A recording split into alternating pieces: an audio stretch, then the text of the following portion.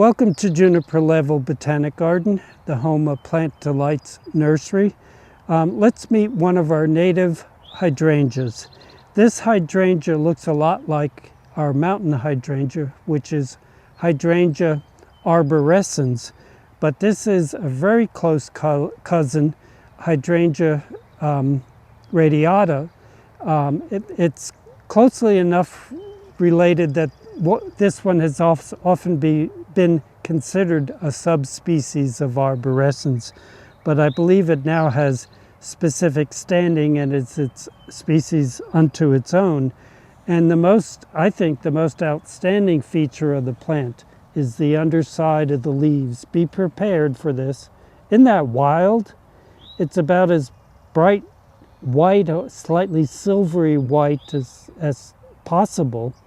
And on a breezy day where the underside of the leaves might flash, it's quite a lovely feature of the plant.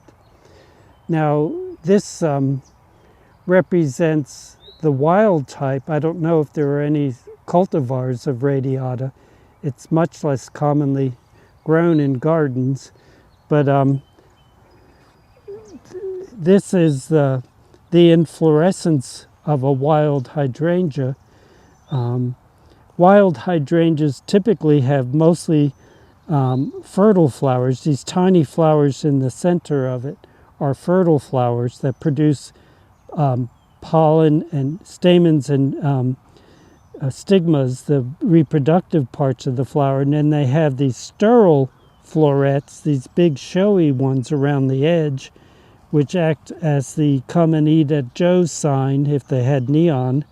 And so the hydrangeas in gardens that are mop heads, where it's all sterile florets and very few fertile florets, are not typical of what you would find in the wild. But even Annabelle, the mop head version of Hydrangea arborescens, was found in the wild, I believe.